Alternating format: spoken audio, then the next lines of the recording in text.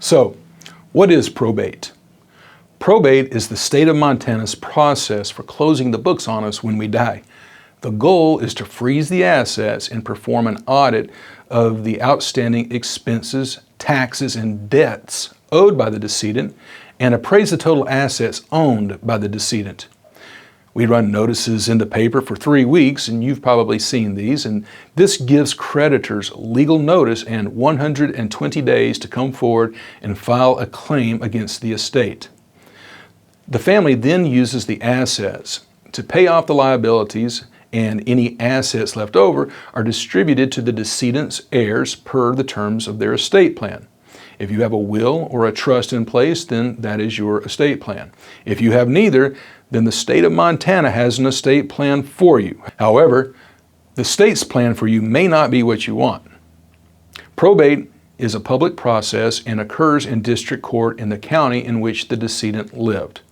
Probate serves a good purpose, but the process is lengthy, costly, and can freeze assets unnecessarily. Probate in Montana will normally take 12 to 18 months if uncontested. It will also cost several $1,000s. Finally, the only way to validate a will is through probate. And since it is a public process, the will is viewable by the public, which many people view as an invasion of privacy. If you want to avoid probate, as most people do, then there are simple strategies to do so.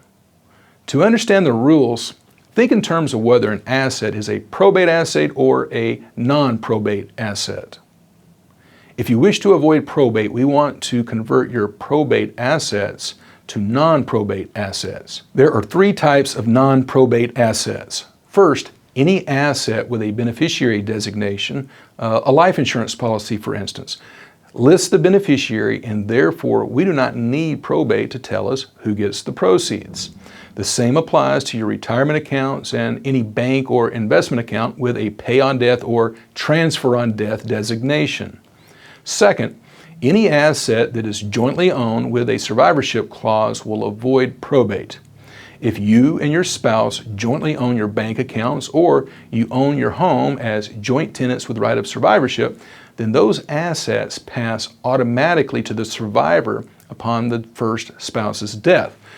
And that is the reason that probate is usually unnecessary when the first spouse passes. However, when the surviving spouse passes, we'll probably need to probate the estate. Finally, any asset owned by a trust avoids probate. Trusts are will substitutes and are administered privately, not in the probate court. Trust administration is usually much quicker and less expensive than probating a will. Many people elect to use a trust just to secure the privacy of a non-public process. So everyone has an estate. The only question is whether you have a probate estate or a non-probate estate, and that is determined by the assets in your estate. If you wish to avoid probate, then work with an estate lawyer to ensure all of your assets are non-probate assets and therefore a non-probate estate.